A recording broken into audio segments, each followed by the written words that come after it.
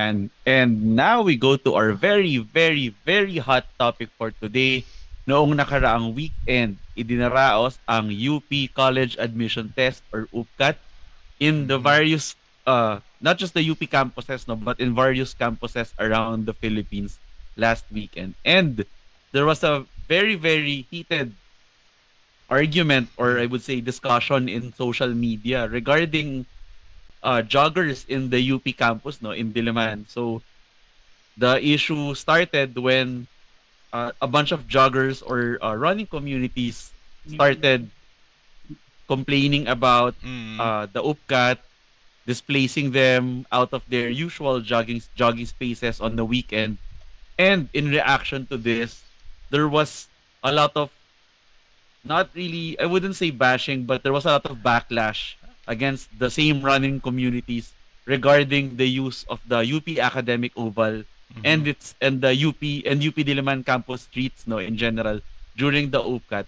Now there was an article that was actually re-released. It was published a bit earlier, and it said that the UP communities has at a crossroads, and as public spaces shrink, it would appear easier to blame outsiders, such as runners or joggers, in the UP Academic Oval. Now, this has sparked another round of interesting discussions, especially with respect to public spaces in the Philippines in general. And as a matter of fact, I would say personally that with respect to this article, it didn't really fit 100% into the issue of the joggers during the UPCAT, because I actually found myself agreeing with a lot of the arguments made regarding the shrinking of public Mm. spaces, except that it doesn't really fit the particular issue of the UPCAT. So what do you That's guys beside the think point. regarding this issue? Ayan.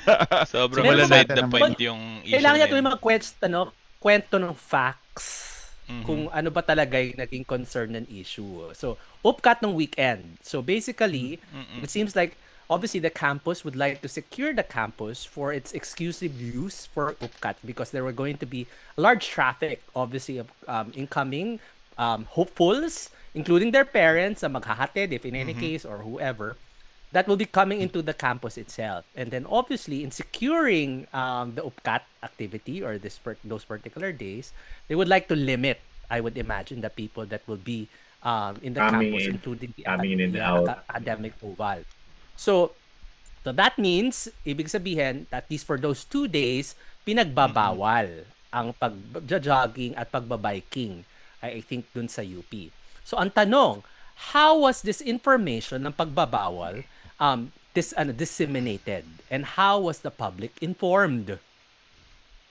So, two modes. Yung prior notice was first posted sa social media. Sa UP Nino. office. Mhm. Ha? Social media Nino. Sa UP Office of the Vice Chancellor for Community Affairs, which was cascaded and disseminated sa iba't ibang mga run club. Especially sa at sa iba't ibang mga groups. In particular, this one group na time in UP Running Community sa iba pang mga run club na Mhm. sinasaniban ko. Sinasaniban. Would you say that the general public that would probably run in UP has been aptly informed way in advance na may upcut, and because of that, bawal tumakbo, or in general, for whatever reason, na hindi lang open para sa pagtakbo or pagbike nung UP nung last weekend? Masasabi ba natin iyon? Siguro basahin muna natin kung ano yung exact wordings ng pinost nila dun sa UPCAT na yan. Yung nakasulat, bike lanes along UPCAT 2026 Traffic Advisory, bike lanes along the Academic Oval in UP Diliman will be closed, capital CLOSED, to bikers and joggers on August 2 and 3, 2025. Teka lang. Tapos meron siya nakapaskel na kanyang picture na sinabi close, ang laki-laki na close. Tapos yun. Saan yan? ang Sa dami social media ba yan? Or sa ano? So, Meron sa din media nakapaskil sa tarpaulin. Meron din. Tapos, ganun din Pero yung sa social Tarpaulin all around campus. all around siya. Ito nakita ko sa UPCAT UP system. Yung social Okay. media. Tapos binanggit din ni Robbie, meron din sa iba na kinakascade. So same wordings yung nilagay nila. Tapos meron din nga 'di ba nakapost doon na yung mga tarpaulin all around UP na nakapost siya. Same wordings, ganon. Palagay nyo ba na-reach ba natin ang right audience in that one? May Aptly mali eh. informed ba sila? May Palagay mali mo? eh. Mm. Sana sinarado na lang nila ng Siguro- buo. Ng buo. Siguro- Hindi yung bike lanes lang.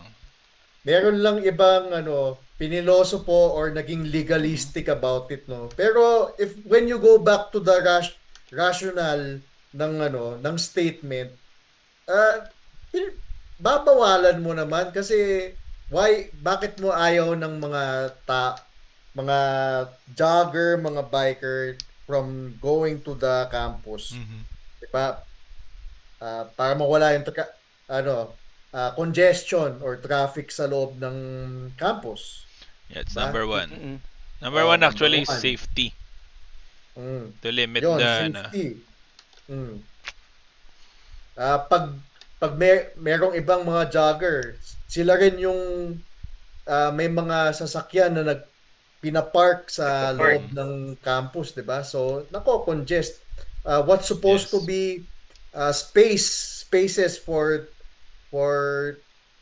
yung mga takers na or yung mga naghihintay para sa mga takers, 'di ba? Na-occupy ng mga hindi naman kukuha ng exam. Yeah.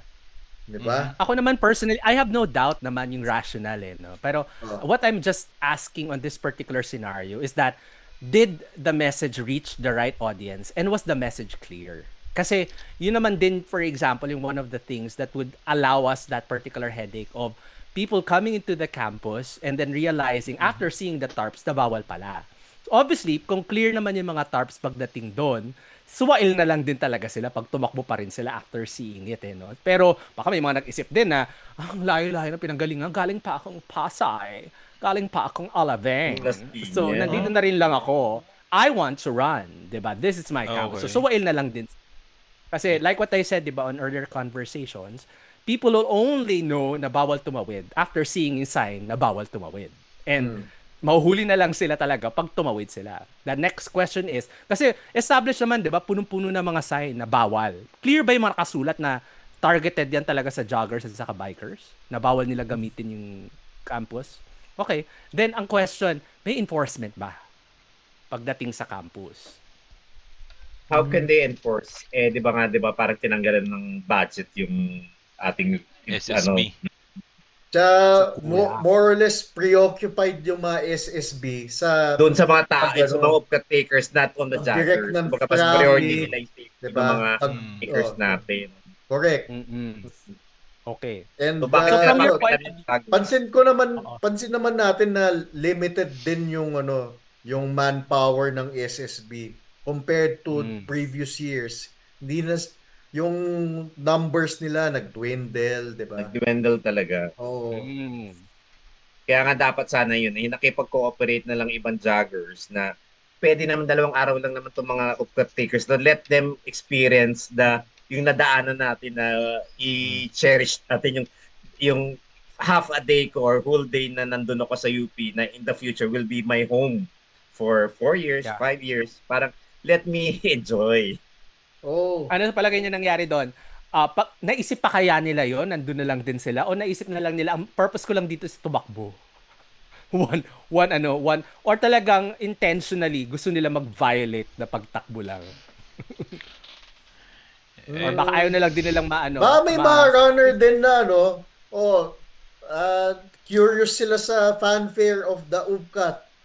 Pwede yun na Pwede, diba? nagmamarites sila, ano may tsura itong mga takers na to? Sige, habang tumatakbo ko, ikutin ko yung buong oval, tas bimivideo. Kaya nga di ba kanina may nakita ko na nagvi-video pa siya habang tumatakbo, tas pinapakita niya yung ongoing na naglalakad yung mga takers. Sabi ko, nakita namin nakasulat na bawal, tapos meron pang ebidensya, tumakbo siya kahit na sinabing bawal. So why ba't siya nag-spark ng controversy online? Ano ba ang issue? Ano naging problem ng mga tao? Traffic. Kasi nga parang yung traffic talaga, nagsasakain nga na it's a public area, bakit mo babawalan pumasok yung mga yung hindi kahit hindi taga-UP, bakit mo babawalan? Kahit ba may upkat yan, hindi naman yan dapat sinasa. So yun yung naging issue na Imagine, yung ibang mga test takers sa Commonwealth na sila pumasok sa sobrang traffic. Kawawa naman, di ba? Time na you could have, the test takers could have nagre-review ka na lang. Magre-review sa labas ng classroom, di ba? Instead, nilakad may nila. nagre-review diba? pa right before the exam? Oh, meron. Parang syempre naman. Meron siguro yan. yan. Meron yan. Ako nag-review nga ako before the exam. Okay. Ganun. Ganun lang yun. Ang nakakainis lang kasi ang nakakainis lang dyan, merong siyang framing na parang elitista na supposedly because we think of UP as a democratized space. So, even if meron nangyayaring event sa loob, dapat democratized siya in the sense na pwedeng pumasok yung mga tagalabas. Which is usually the case for most of the year except for a few days which include the 2 days of the UPCAT. So yun lang yung hinihingi sa public. Nakakainis na kasi na for me na parang pineframe pa tayo na micro-fascist pa daw na tawag dito na bakit mo pinagbabawalan yung publiko na pumasok sa loob ng campus. When in fact, hindi ba nila naisip na may mga tao na silang napahamak because of those people na naglakad going there. And the irony here is I would really bet, I don't have stats, but I would bet na a lot of those joggers na nasa loob ng UP nun, dekotse pa sila. And in fact, yung mga kotse nila nakaparada sa tabi ng daan, yun pa yung naging sanhi ng traffic. So, sino ngayon yung totoong elitista if you look at it that way? Yeah. So, saan ang problema to? Sa palagay, go ahead. Saan sa palagay yung naging problema dyan do? Is it planning for UPCAT? Is it communication? Is it enforcement? Communication talaga. Communication. Yung post, yung advisory kasi medyo malabo. 'Di ba? Yun kasi yung bike lane, kung titingnan mo siya, isang kalahati. Dapat yung sinabi na lang doon sa posting na all oval ay sarado. Para walang issue. Kasi nga, pag binasa mo, kung magiging legal citizen, kalahati lang naman yung bike lane. Kasi di ba hiwalay yung ating takbuhan sa bike lane. Pero kung tutuusin pa rin, pwede mong sabihin na kahit naman sinabing bike lane, ang consideration namin, yung mga magtitake ng sila na lang ang pinabayaan. Yung mga yung outer oval ba, bukas din sa Hindi naman ni-restrict yun. Yung akad oval lang yung ni-restrict. Yes, akad oval lang kasi nga para doon makadaan yung ating mga takers. Kaya yung mga joggers sana, pwede naman doon sa gilid. Ba't doon nila sila sa outskirts? Hindi naman sila pinagbabawalan ng buo. Hindi naman sila pinagbabawalan ng buo. Doon lang sa academic oval for the easy access na ating takers. Yeah. Okay. Pero kunyari mag-decide na isang grupo na gusto nila mag-picnic, isang malaking reunion, okay lang ba? Doon sa kasi hindi naman sila kasi hindi naman clear din. Hindi naman pinagbawal yan. I mean, in fact, so I guess way back in college, nag-coincide yung UPCAT with naalala ko pa nun, pa kami, may game kami sa Ultimate nun NCAP. So habang nagte-test yung mga bata, buo lang pa nun lalaro kami sa sangkin. And then, I mean, hindi naman bawal. I think it's more on the daluyan ng sasakyan. Yun yung iniiwasan nila. Ina-avoid nila na mapuno. Kaya joggers and bikers ang on the academic oval, particularize nila. Namang concern lang. Yeah. I think ako may take dito, quick takes parang ano ba ang purpose natin kung bakit gusto natin isara sana, so limit for example yung traffic. So kailangan clear tayo dun sa purpose. So kung yun ang gusto natin mangyari, dapat isarado na lang talaga at i-limit natin only to the UPCAT takers, hindi lang joggers, hindi lang bikers, anybody probably entering those areas in which merong UPCAT takers And secondly, kaya ko rin tinatanong kung saan SOCMED pinadala yung communications. Kasi, let's be clear, diba? It's a public space. Public space for most of the time na may mga nagja-jogging. they might not be following the Office of the Vice Chancellor for Community Affairs, or they are not part of those jogger groups. So, some of them might be traveling far, galing, alam mo, Las Piñas or galing Tarlac. And then meron silang reunion, jogging, ang reunion event, and open. Doon tayo sa UP Social. Maganda ang campus, di ba? Post tayo ng post, ang ganda ng UP. Tapos pagdating nila doon, pagda-jogging nyo lang sila sa Quezon City Circle. Joke lang. Hi, Mayor! Mayor Belmonte. Magaganda ang spaces natin sa Quezon City. I-promote din natin, di ba? Yes. Parks and Wildlife. Baka pwede naman. Hindi naman namin sinasabi na elitista kami na huwag kayong mag-jogging sa UP. May mga araw lang, di ba? Pero susunod, magiging clear ang communication namin, di ba? Kaya ng suggestion namin, magkakaroon tayo ng Twitter account, di ba? Pwede ba mag-jogging sa UP today? Yes or no? Tapos check nyo lang yung account na yun. Malalaman nyo kung pwede o hindi. Or hindi. Oo, uulan pa sa UP today, oo o hindi. Kasi alam naman namin gusto nyo mag-jogging. So, i-jogging na lang namin, di ba? Oo, pero umuulan, so magkapote kayo. Ganun. So, yun ang lalagay namin. Para yung Twitter account na did UP win today? Yes or no lang yun yung lang ang tweet niya. kalalabasan.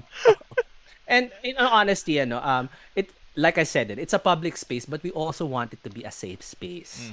So the tanong is obviously, are we securing really the security of the campus and everybody in it? May mangyari dyan, may it be from UP or outside of UP, cargo yan, obviously, nung nagna-manage nung space, the admin or the security personnel. Feel ko dyan. security ng PR nila yun. So, kailangan ma-review natin kung completely staffed ba tayo for it, no? Kasi if we are accommodating it as a public space, then we should go ahead and make sure that our workforce, our security force is also staffed appropriately. So, that's one of the few studies, I guess, na kailangan natin gawin. But yun nga, it's a larger hindi pa kami elitista. Pwede naman kayo mag-jogging dyan. Pero may mga dalawang araw lang. We'll do a better job on communications, I would imagine.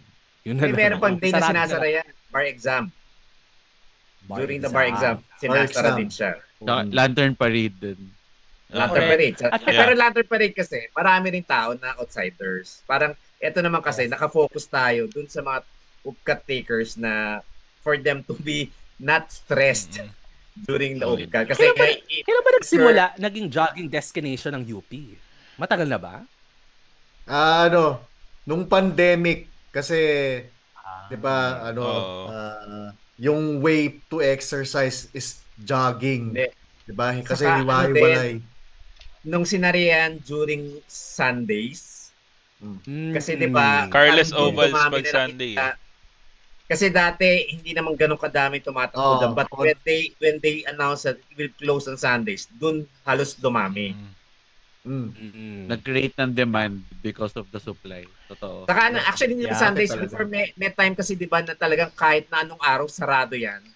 Tapos unti-unti during the COVID unti-unti nilift 'yan. Nung pandemic talagang dumami. Kita mo ang dami tuloy na stress ng mga bata na examinees. Nagbali ng lapis.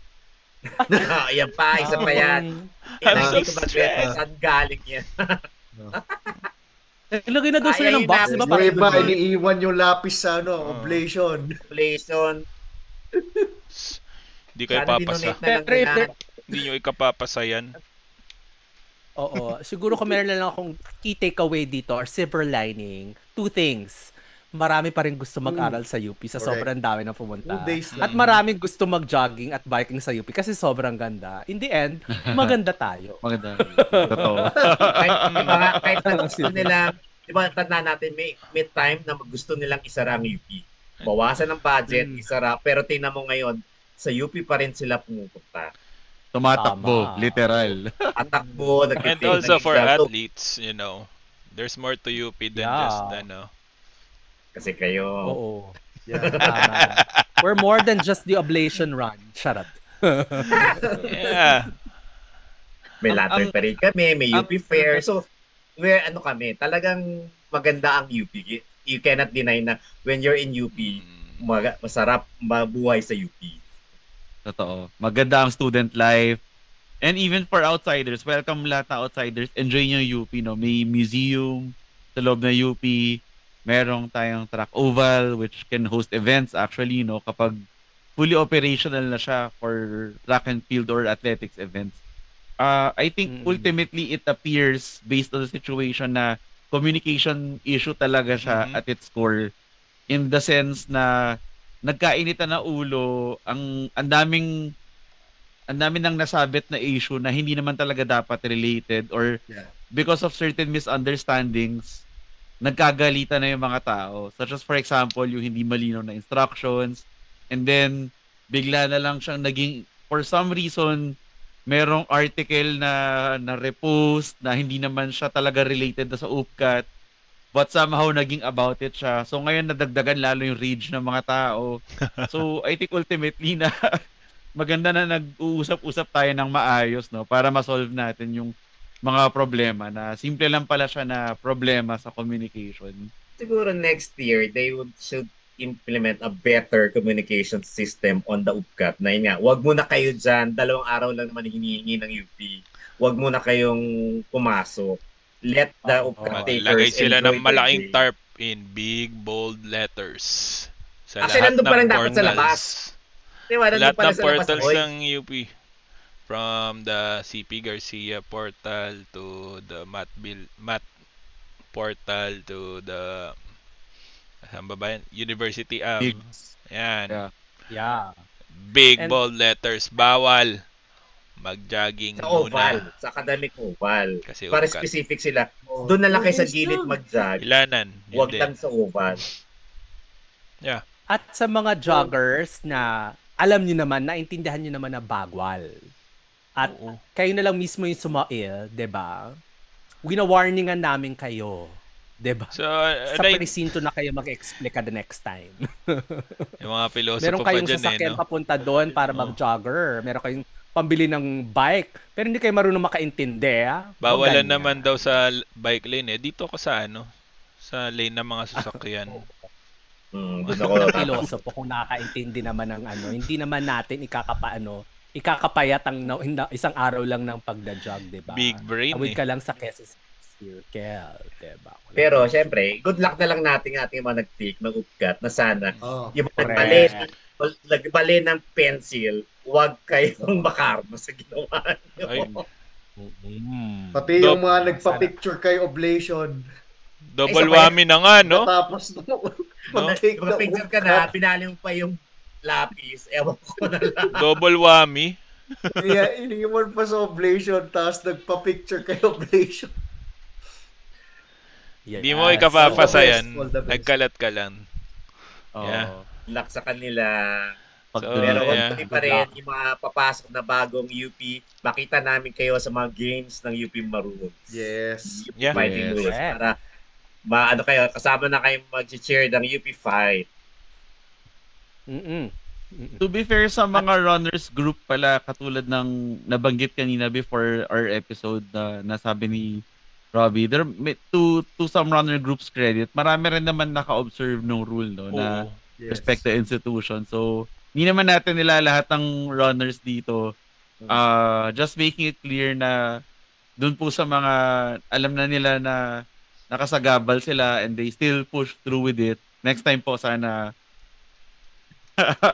wag na lang. Oo, Ayusin na sharing namin is sharing. ayusin na ng UP communications nila. Yeah. Caring, sharing Correct. lang. It's a public And space and Oo. all of us, Kaya hindi naman natin pinagkakait yung UP. Pero, hindi naman natin pagbigyan naman nila yung, pinagdadamot, diba? mga natin, UPCAT takers. Mm. At saka, for reading those is days. fundamental. You know? It's an essential skills, di ba? Sabi nga nila, pag bawal tumawid, nakamamatay. Girl, kailangan marunong ka pagpasa at mag-pre. Otherwise, baka Hindi mo mamatay ka malalaman. na lang. Oo, hindi mo malalaman. So, ayusin Dapat natin. kasi ang pinakawalan natin si Zoro. Dapat pinakawalan natin si Zoro dun eh. Para lahat ng hindi Baka siya takers pa sa yung habulin ni nanita. Zoro. konti. Siya yung maninita si Zoro eh. Siguro gawin na lang natin next year, pag UPCAT, meron tayong rumorondang interviewer. Pag biglang may nakita tayo nagtatakbo, interviewin natin. Alam po ba natin na bawal tumakbo sa UP today? Ayaw pumunta sa UP ng... State propaganda. No, munti ka na pumunta ng UP nung Sabado. Mm. Munti ka na ako Kasi tumakbo kasi... Hindi. Buti na lang. It totally escaped my Kaligtas ka. mind. Pwede ka Na, naman pumunta ano. ng UP eh. Diba? Wala namang sinabi na huwag kang pumunta ng I was UP. like Huwag ka lang before I was academic oval. Diba? bago ako umalis doon, parang teka, kailan ba upcut? Parang Yeah. napaganon ako eh. Well, So, which goes to show ultimately naman tinamad lang our ako. point. Time na 'yun. So, yeah. Which goes to show our point naman din, Jamo, di ba? That broad communication. Aha. Kasi kahit tayo eh. Ako naman, hindi ko rin nalaman na upcut until nung Friday before the True. upcut itself eh. And then, more to that, hindi ko rin alam na bawal. Mm. Di ba? Is it my fault? Hindi naman relevant sa akin, pero it would have benefited. Di ba? That, kasi kung may kilala akong may Nalaman plano ko din magtatakbo sa UP, then I could have informed them as well na bagal. So, it's probably Siguro going to be guidance. Pero yun nga, Mas intensified na lang na information na huwag muna kayo dyan. Doon lang kayo sa Correct. gilid-gilid. Gilid-gilid lang muna kayo. Huwag muna kayo sa gitna sa academic oval. Pero wag na lang at all kahit ano. Siguro para Oo nga, malimit kasi lang din. magbukas ka pa rin ng traffic yung papasok eh. Yeah. Siguro one last thing lang, or at least a postscript on my end, na maganda lang din na because of the burgeoning running community, magandang na pag-uusapan na kailangan na talaga natin ng mas maraming public spaces sa Pilipinas in general, and especially in Yes. Metro Manila for these kinds of activities. Kasi imagine if you could have several alternatives to UP na pwede nilang puntahan. Yung sanang mga na-displace na tao, they could have transferred to some other places. Ngayon, in Quezon City, marami yan. We have the Circle, we have the Ninoy Aquino Parks and Wildlife Center. Baka rin maganda na i-advertise natin ito. Correct. Eco Park. Eco Park. Lamesa Totoo. Eco Park. Totoo. Hindi na natin kailangan gumawa ng bago. Hayaan na natin ang budget natin para ayusin ang flood management system. No? I-advertise na lang kung ano yung meron. True. Yeah. And that concludes a very, very hot discussion regarding the question, pwede po bang mag-jogging sa UP Academic Oval? And alam niyo na yung sagot. Pwede. Na? Kasi tapos na. Pwede. Pwede. And Pwede sana na. dun sa mga UPCAT takers, we hope to see many of you in the coming UAAP games. No, sana in the next season, in the seasons to come, you'll be one of us, and we will welcome you with open arms, just as everyone's welcome with open arms in our campus. And kung hindi ka man pumasa, pwede ka pa rin naman sa UP para mag-jogging. Yes. You're all welcome with open arms. Alright. Yan. That concludes our episode. Magkita-kita tayong muli next week as we cover the WUBS tournament, where our UP Fighting Maroons will try to capture the crown against a very competitive international field. So hanggang sa muli, UP Fight! Cheers! UP Fight! Woohoo!